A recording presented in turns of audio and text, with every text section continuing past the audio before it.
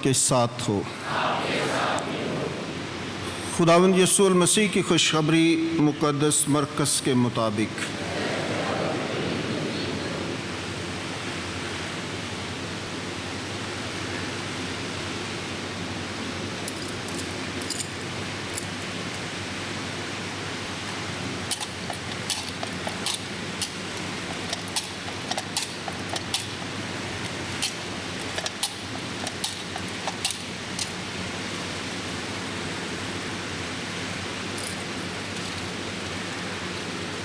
اس کا 6 باب پہلی 6 آیات۔ ایک دن یسوع اپنے وطن میں آیا اور اس کے شاگرد اس کے پیچھے ہو لیے۔ جب سبت کا دن آیا تو وہ عبادت خانے میں تعلیم دینے لگا، اور سننے والوں میں سے اکثر حیران ہو گئے اور کہنے لگے کہ اسے یہ سب کچھ کہاں سے ملا، اور یہ کیسی حکمت ہے جو اسے بخشی گئی،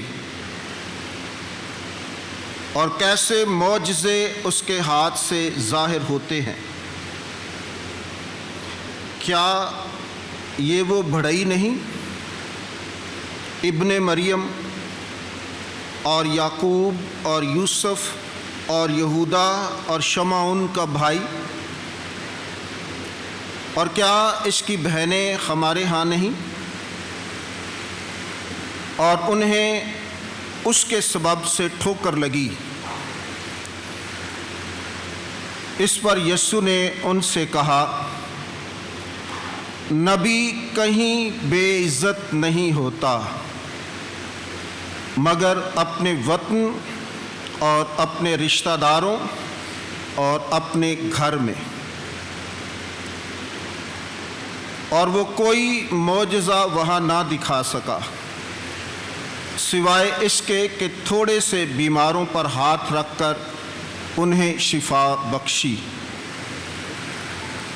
اور اس نے ان کی بے اعتقادی پر تعجب کیا، اور وہ ارد گرد کے گاؤں میں تعلیم دیتا پھرا۔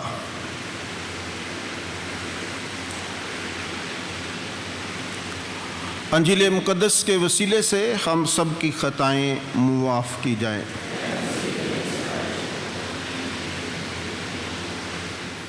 خداوند یسوع مسیح میں میرے عزیز بھائی اور بہنوں، آج ہم سال کے دوران 14ویں عام اتوار کی پاک عبادت میں شامل ہیں۔ آج کی پہلی تلاوت اگر آپ نے غور سے سنی ہے تو کوئی بتا سکتا ہے کہ کہاں سے لی گئی؟ شاباش، حزقیال نبی کی کتاب سے آپ نے یہ خوبصورت تلاوت سنی ہے۔ حزقیال نبی کا شمار بڑے نبیوں میں ہوتا ہے یا چھوٹے نبیوں میں؟ بتایا تھا بہت دفعہ۔ جی، بڑے انبیاء میں اس کا شمار ہوتا ہے۔ اس کے ساتھ 3 اور ہیں، آپ نام یاد رکھیں۔ یہ بنیادی باتیں ہیں جو ہمیں یاد ہونی چاہیے۔ جب بھی ہم تلاوت سنتے ہیں تو ہمارے ذہن میں فوراً یہ باتیں آنی چاہیے۔ بہت بڑا نبی ہے، بہت خوبصورت نبی ہے، اور حزقیال یا حزقیل بہت ہی خوبصورت نام ہے، اور اس نام کا معنی ہے خدا توانائی دیتا ہے۔ خدا کیا کرتا ہے؟ توانائی دیتا ہے۔ اور اس خوبصورت نام کے معنی ہی سے اس نبی کی شخصیت اور اس نبی کے کام کا اندازہ ہو جاتا ہے۔ یعنی اس کے نام کے معنی ہی بتا دیتے ہیں کہ اس شخص نے کیا کرنا ہے، اس کا مشن کیا ہے، اس کی نبوت کیسی ہوگی، اس کا الہام کیسا ہوگا، خدا توانائی دیتا ہے۔ یہ ایک یہودی کاہن کا بیٹا تھا۔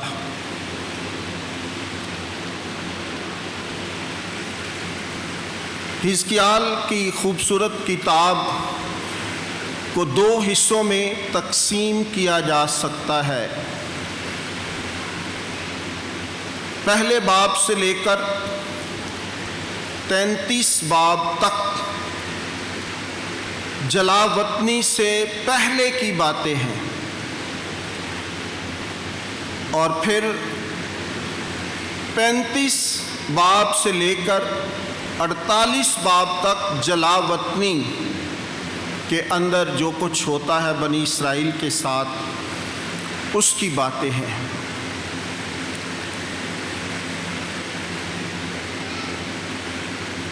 تیس سال کا یہ نبی تھا تو جب یہ اسیری میں چلا گیا، جلا وطن ہو گیا اپنی قوم کے ساتھ، اس کی بیوی مر گئی اور وہ اس پر ماتم نہ کر سکا، کیونکہ اس کے فوراً ہی بعد جلا وطنی کا ایک بہت بڑا ماتم پوری قوم نے کیا۔ تو 30 سال کا یہ نوجوان شخص تھا جب اسیری میں جاتے ہیں، اور پھر 6 سال کے بعد خدا اسے اپنی نبوت کے لیے چنتا ہے۔ اس وقت اس کی عمر 36 ایئرز 36 سال کا یہ نوجوان تھا جب خدا نے اسے ایک بہت بڑی ذمہ داری کے لیے چنا۔ بنی اسرائیل کے لیے بہت سارے انبیاء نے کام کیا۔ خدا وقتاً فوقتاً اس قوم کے لیے اپنے نمائندگان کو، اپنے انبیاء کو، اپنے لوگوں کو بھیجتا رہا، لیکن نبوت ایک بہت بڑی ذمہ داری ہے، بہت بڑی ذمہ داری ہے۔ نبی ہونا ایک بہت اہم منصب ہے، جو خدا کی باتیں لوگوں تک پہنچانا۔ میں نے کئی دفعہ کہا کہ نبی جو ہے وہ خدا کا منہ ہوتا ہے، کہ خدا جو چاہتا ہے وہی نبی چاہتا ہے۔ خدا کا سندیسہ پہنچانے والا، خدا کا پیغام دینے والا، خدا کا پیغام رساں، خدا کے منصوبہ کو لوگوں پر ظاہر کرنے والا، خدا کی پاک مرضی لوگوں تک لے کر جانے والا، خدا کی حکمت کو لوگوں پر عیاں کرنے والا، خدا کی باتوں کو لوگوں تک پہنچانے والا۔ بہت بڑی ذمہ داری ہے اور بہت ہی اہم کام ہے کہ اپنی قوم کی رہنمائی کرنا، اپنی قوم کی رہنمائی کرنا۔ نبی خدا کی جانب سے بنی اسرائیل کے لیے پیغمبر ہوتا تھا، پیغام رساں۔ نبی کے 3 اہم کام ہوتے تھے۔ کسی بھی نبی کی 3 بڑی ذمہ داریاں تھیں۔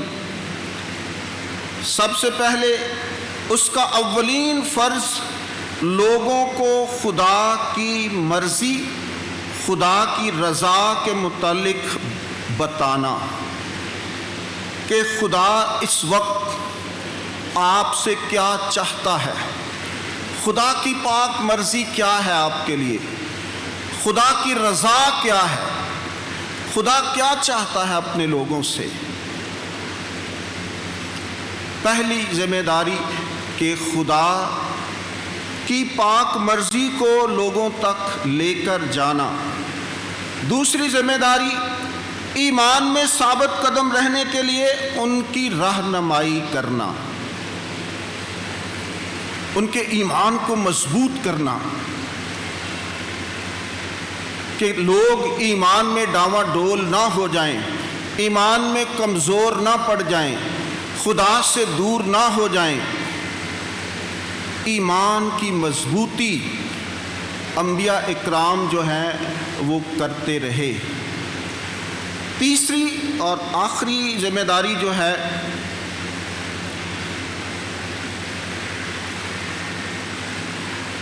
کہ جب بھی لوگ گناہ کی بدولت خدا کو ترک کریں تو توبہ کی جانب انہیں مبذول کرنا۔ جب بھی لوگ گناہ کی زندگی گزاریں تو ان کو بتانا کہ آپ صحیح راستے پر نہیں چل رہے، یہ راستہ ٹھیک نہیں ہے، یہ آپ کو ہلاکت کی طرف لے کر جائے گا۔ آپ نے اپنے گناہوں سے توبہ کرنی ہے، آپ نے واپس خدا کی طرف رجوع لانا ہے۔ تو یہ تین بڑے کام جو ہیں وہ ایک نبی کے ذمے تھے: خدا کی مرضی لوگوں پر عیاں کرنا، ایمان میں انہیں مضبوط رکھنا، اور جب لوگ گناہ میں گر جائیں تو انہیں واپس لانا۔ آج کی یہ تلاوت بڑی خوبصورت ہے۔ اس وقت روح مجھ میں داخل ہوئی اور اس نے مجھے میرے پاؤں پر کھڑا کر دیا، تو میں نے اس کی سنی جو مجھ سے کلام کرتا تھا۔ خدا ڈائریکٹ اپنے انبیاء سے، جن کو وہ چنتا تھا، جن کو نبی کے عہدے پر فائز کرتا تھا، ان سے ہم کلام ہوتا تھا۔ اس نے مجھ سے کہا، اے ابن بشر، اے ابن، یہ اس کتاب کے اندر لفظ ابن بشر 93 دفعہ آیا ہے، 93، اور یہ بڑی فریکوینٹلی یہ نبی ابن بشر کا لفظ جو ہے وہ استعمال کرتا ہے۔ اپنے پورے صحیفے کے اندر، اپنی پوری کتاب کے اندر یہ لفظ فریکوینٹلی استعمال کرتا ہے۔ اے ابن بشر 93 دفعہ آیا ہے۔ تو اس کا مقصد ہے، وہ یہ بتانا چاہتا ہے کہ خدا اور انسان کے درمیان ایک خاص فرق ہے۔ ہم ابن بشر ہیں، خدا خالق اور مالک ہے، وہ رازق ہے، وہ کائنات کا مالک ہے، وہ ہمارا داتا ہے، وہ ہماری ہر چیز کا مالک ہے۔ اس لیے یہ بندہ جو ہے وہ ابن بشر، آپ اس کی کتاب کا مطالعہ کریں تو بار بار یہ آپ کی حیثیت کو بتا رہا ہے کہ ہم کیا ہیں۔ انسان کمزور ہے، انسان کو خدا کی ضرورت ہے، اس کی طرف لوٹنے کی ضرورت ہے، اس کے رحم کی ضرورت ہے، اس کی محبت کی ضرورت ہے، اس کے پیار کی ضرورت ہے، اس کے ترس کی ضرورت ہے، اسی کی طرف لوٹنا ہے۔ ہم بشریت رکھنے والے لوگ ہیں، ہم کمزور لوگ ہیں، ہم انسان ہیں، ہم مخلوق ہیں، وہ خالق ہے، اس کے بغیر ہمارا گزارا نہیں ہے۔ اسی کی طرف لوٹنا ہوگا، اسی کے سامنے جھکنا ہوگا، اسی سے فضل مانگنا ہوگا، اور اسی کے ساتھ اسی کی قربت میں رہ کر ہی ہم بہتر زندگی بسر کر سکتے ہیں۔ تو اس لیے یہ بار بار ابن بشر کا لفظ جو ہے وہ استعمال کرتا ہے۔ اے ابن بشر، میں تجھ کو بنی اسرائیل کے پاس، یعنی اس باغی قوم کے پاس جو مجھ سے برگشتہ ہو گئی، بڑے ہی سخت لفظ جو ہیں آج کی اس تلاوت میں استعمال کیے گئے، بہت ہی سخت لفظ۔ میں تجھے اس قوم کے لیے نبی چن رہا ہوں جو مجھ سے برگشتہ ہو گئی ہے۔ بڑا ثقیل لفظ ہے، بڑا ہیوی لفظ ہے، بڑا نامی کا لفظ ہے کہ وہ برگشتہ ہو گئے، مجھے چھوڑ گئے، مجھ سے دور چلے گئے، ان کا میرے ساتھ کوئی ناطہ نہیں ہے، سارے تعلق انہوں نے توڑ دیے، ساری مہربانیوں پر پانی پھیر دیا، اور اس باغی قوم کی پاس جو مجھ سے برگشتہ ہو گئی ہے بھیجتا ہوں، اور ان کے باپ دادا آج کے دن تک میری نافرمانی کرتے آئے ہیں۔ تیسری نسل تک وہ بات کر رہا ہے کہ ان کے باپ اور ان کے دادا میری نافرمانی کرتے آئے ہیں۔ یہ باغی قوم ہے، یہ برگشتہ لوگ ہیں، اور ان کے باپ دادا میری نافرمانی کرتے آئے ہیں، اور یہ بے حیا اور سخت دل، بے حیا اور سخت دل۔ آج آپ کسی کو کہیں کہ تو بڑا بے حیا ہے تو آپ کو پتہ چل جائے گا کہ یہ لفظ کتنا بھاری پڑتا ہے آپ کے لیے۔ تو خدا جو ہے بنی اسرائیل قوم کے لیے آج بہت رنجیدہ ہے، لیکن اس کے باوجود یہ سارے الفاظ استعمال کرنے کے بعد وہ کیا کہتا ہے؟ اور یہ بے حیا اور سخت دل فرزند ہیں، فرزند ہیں۔ کتنی خوبصورت بات ہے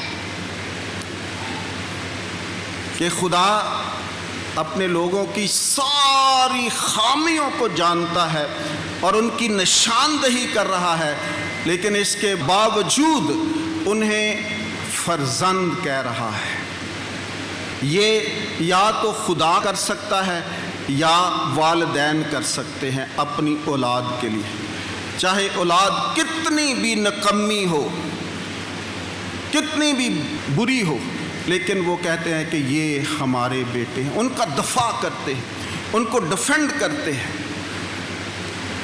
تو یہ خدا کی بڑی کرم نوازی ہے کہ انسان اس سے دور بھاگتے ہیں اور وہ انہیں اپنے فرزند کہتا ہے۔ یہ بڑی بات ہے، بہت خوبصورت بات ہے کہ کسی کو ساری خامیوں کے ساتھ قبول کر لینا، گلے لگا لینا، پتہ ہوتے ہوئے کہ یہ غلط ہے، لیکن اس کے باوجود اس بات سے انکار نہ کرنا کہ یہ میرا بیٹا ہے، یہ میری بیٹی ہے، اور ان ساری غلطیوں کا دفاع کرنا، ڈیفینڈ کرنا اپنی اولاد کو، یہ خدا ہی کر سکتا ہے یا والدین کر سکتے ہیں، اور ایسا ہی ہوتا ہے۔ یہ سخت دل فرزند ہیں تو میں تجھے ان کے پاس بھیجتا ہوں، اور تو ان سے کہے گا کہ مالک خداوند یوں فرماتا ہے، پس خواہ وہ سنے یا نہ سنے، خواہ وہ سنے یا نہ سنے، کیونکہ تو سرکش گھرانہ ہے، وہ کم سے کم جان لیں گے کہ ان کے درمیان ایک نبی بھرپا ہوا ہے، ایک نبی بھرپا ہوا ہے۔ ہم عام زندگی میں بھی بہت ساری باتیں کرتے ہیں کہ انہوں نے کرنا جو کاٹ دیو ایک باری، اگو مننا یا نہ مننا اس شخص کی بات ہے، اور آج یہی خدا کر رہا ہے کہ تو نے اس قوم کے درمیان جانا ہے، چاہے وہ تیری سنے یا نہ سنے، کم از کم یہ ہوگا کہ ہمارے درمیان ایک نبی بھرپا ہوا ہے، ہماری اصلاح کے لیے آیا ہے، ہمیں سیدھے راستے پر لانے کے لیے آیا ہے، اچھی باتیں بتانے کے لیے آیا ہے، ہماری بہتری کے لیے آیا ہے، ہماری بھلائی کے لیے آیا ہے، تاکہ ہماری طرف سے کوئی ایسی بات نہ ہو، ہم اپنا فرض پورا کریں۔ تو یہ ہے حزقیال نبی، جو بہت بڑا نبی ہے اور بہت خوبصورت باتیں کرتا ہے۔ اور آج کی یہ تلاوت بنی اسرائیل کے لیے ہے کہ وہ ہمیشہ ہی بے وفا رہے، انہوں نے ہمیشہ ہی خدا کی مہربانیوں کو، خدا کی محبت کو، خدا کی وفا کو اپنی زندگی سے نکال دیا اور خدا سے دور بھاگتے رہے۔ لیکن چونکہ خدا نے انہیں اپنا فرزند کہا ہے، تو کوئی ایسا باپ نہیں ہے جو اپنے بیٹے کی کوتاہیوں کو اور غلطیوں کو معاف نہیں کرتا۔ آج یہ نبی جو ہے وہ رد کیا جاتا ہے۔ آج کی یہ تلاوت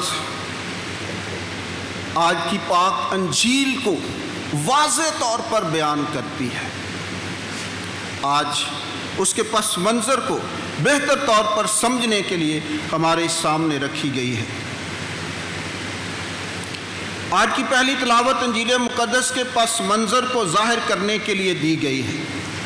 یہاں بھی ایسے لوگ ہیں، یعنی فریسی، جو خدا کے کلام کو رد کرتے ہیں اور اس پر ایمان نہیں لاتے۔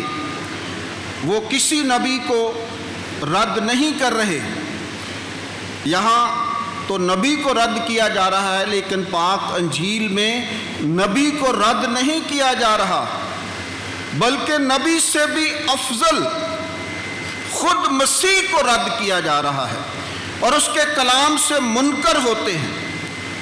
اس نے کفرنہوم کو اپنی مرکزی قیام گاہ منتخب کیا۔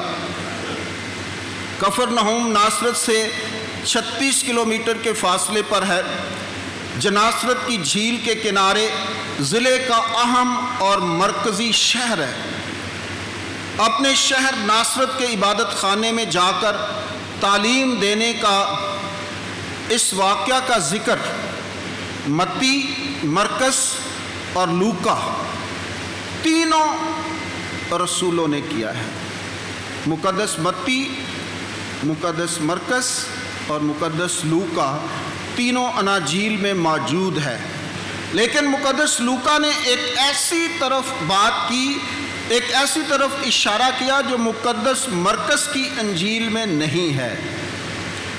وہ لکھتے ہیں کہ انہیں تومار دیا گیا، انہیں تومار دیا گیا تو انہوں نے اسے کھولا اور اشعیاء نبی کی کتاب کا یہ حوالہ پڑھا: روح خداوند مجھ پر ہے، اس نے مجھے مسح کیا کہ مسکینوں کو خوشخبری دوں، اس نے مجھے اس لیے بھیجا ہے کہ قیدیوں کو رہائی اور اندھوں کو بینائی بخشوں اور کچلے ہوئوں کو آزادی، اور خداوند کے سال مقبول کو مشتہر کروں۔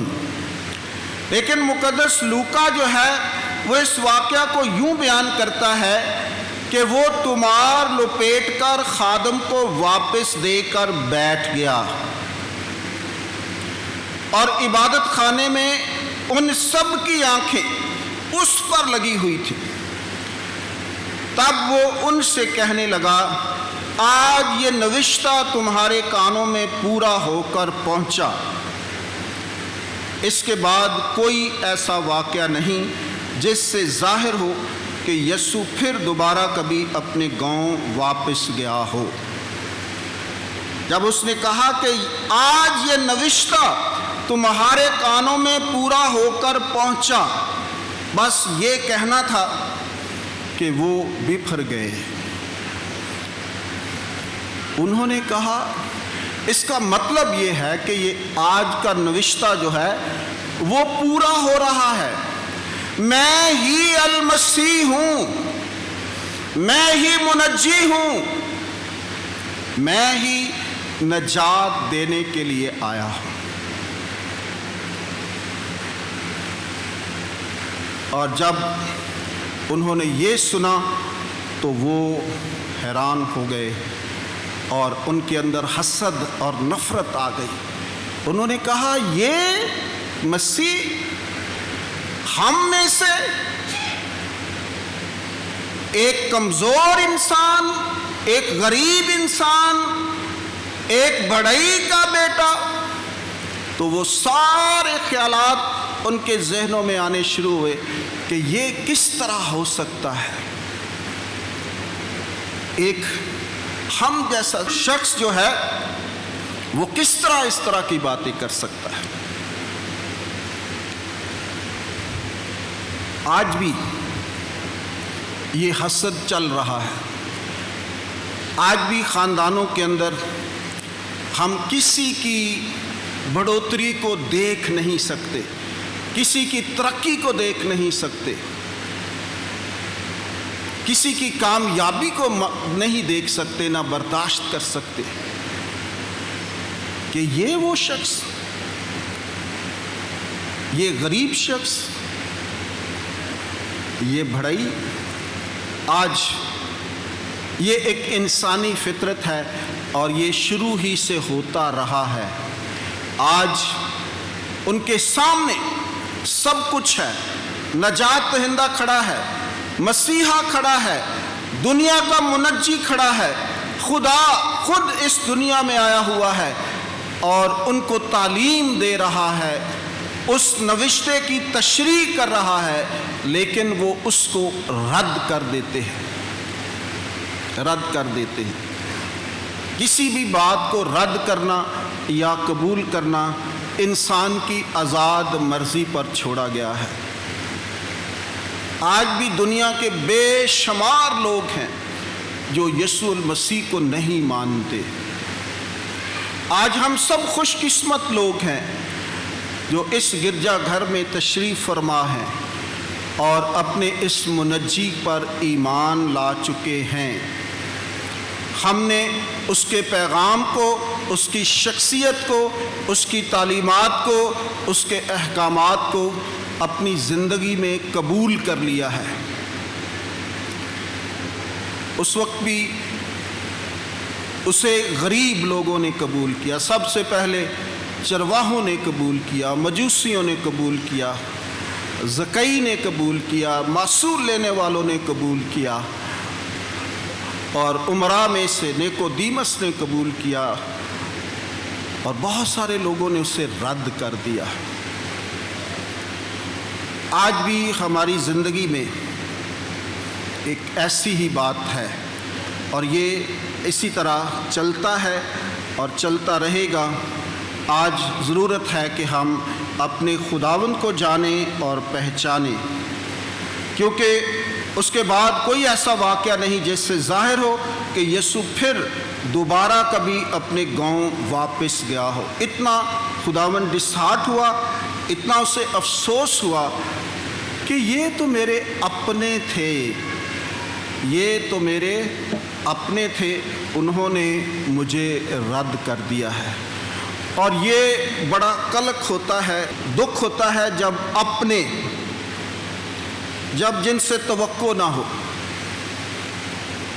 جب جن پر آپ اعتماد کرتے ہوں وہ آپ کی کمر میں چھرا گھونپیں تو زیادہ دکھ ہوتا ہے، زیادہ پریشانی ہوتی ہے۔ ایک دفعہ ایک بادشاہ تھا تو ایک شخص کو سنگسار کرنے کا حکم ملا، تو سب نے، انہوں نے کہا کہ سارے شہر کے لوگ اس کو پتھر مارے۔ اسے ایک جگہ پر بٹھا دیا گیا اور سب لائن میں آتے تھے اور 3-3 4-4 پتھر اس کو مارتے تھے۔ ایک اس کا بڑا ہی قریبی دوست تھا، بہت ہم نوالا اور ہم پیالہ۔ اس نے کہا کہ آج میرا امتحان ہے کہ میں دوست کی بات مانوں یا بادشاہ کی بات مانوں۔ اس نے 4-5 پھول لیے اور اس کو مارے اور اس کی چیخیں نکل گئی۔ اس نے کہا کہ یار لوگ تجھے پتھر مار رہے ہیں اور تو دست سے مست نہیں ہوا تو میں نے تو تجھے پھول مارے ہیں اور تیری چیخیں نکل گئی ہیں۔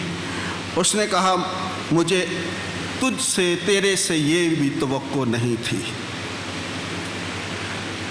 تو جن سے توقع نہ ہو جب وہ منہ پیچھے کر لیں، وہ چھوڑ دیں تو بڑا ہی دکھ ہوتا ہے۔ یہی خداوند یسوع المسیح کے ساتھ ہوا۔ یسوع پھر دوبارہ کبھی اپنے گاؤں واپس نہ گیا کیونکہ اسے اپنوں نے رد کر دیا۔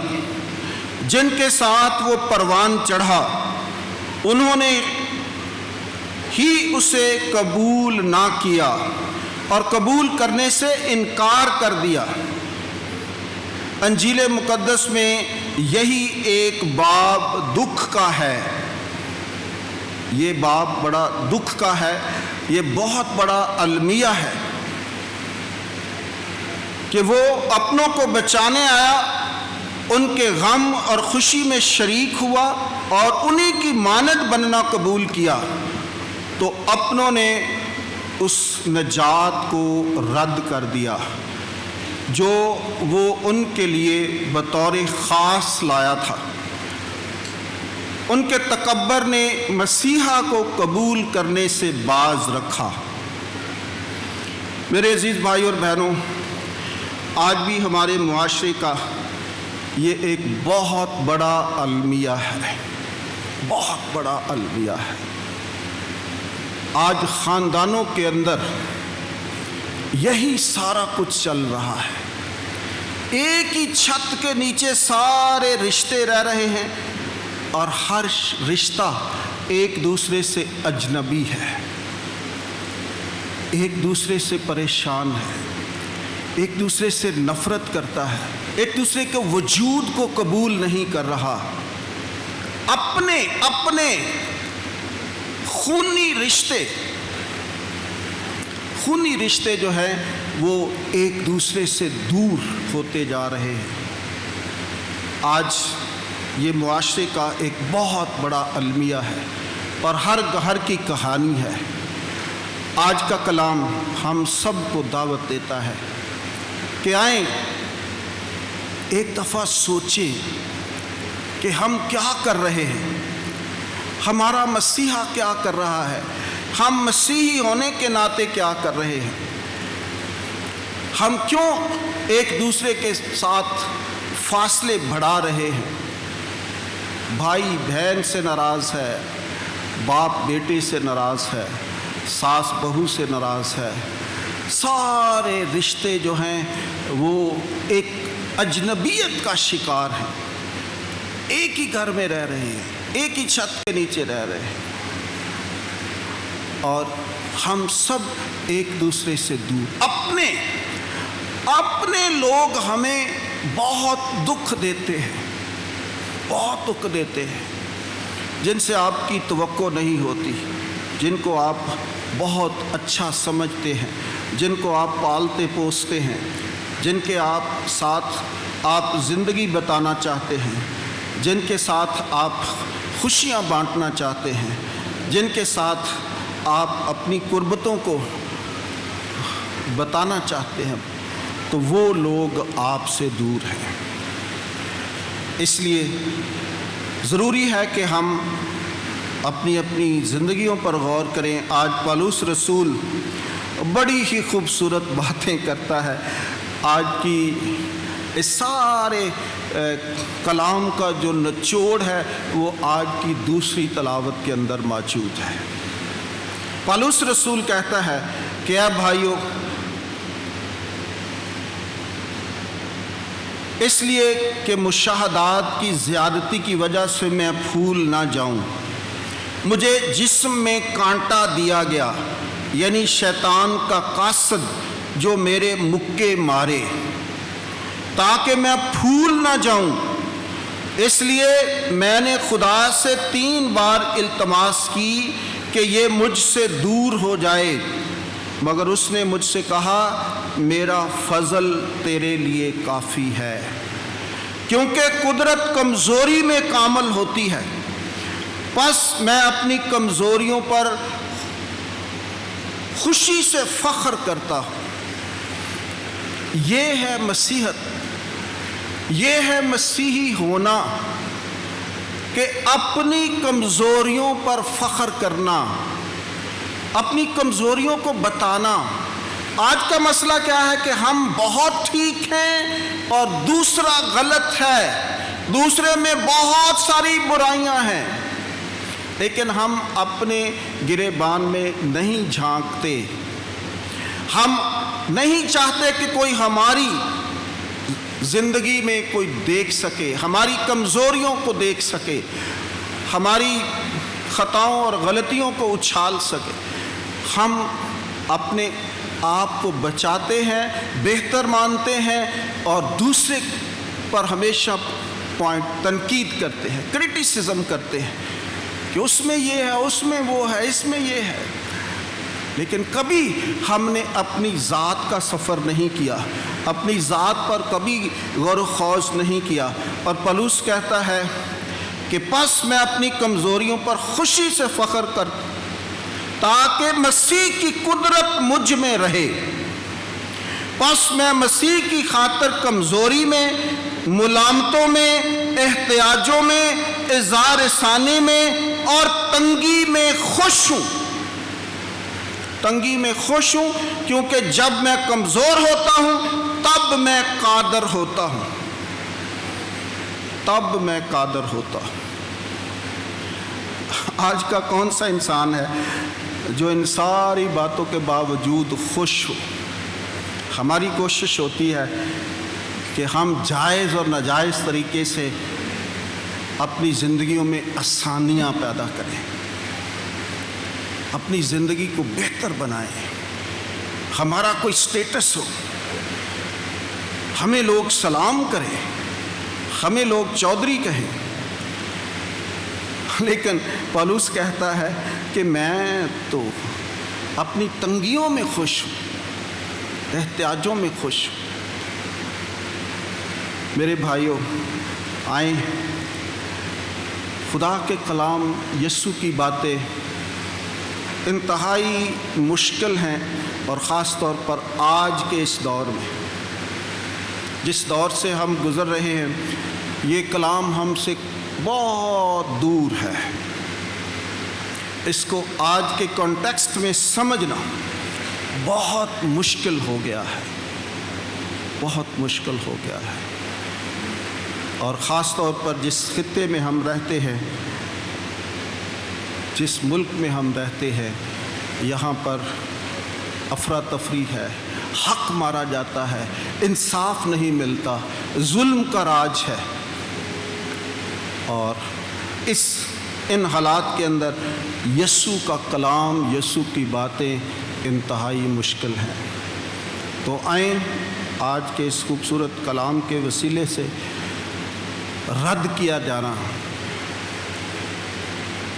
اور لوگ فخر کرتے تھے، رسول جہاں جاتے رد کیے جاتے، کوڑے مارے جاتے، قید میں ڈالے جاتے، تو جب آزاد ہوتے تو خوشی مناتے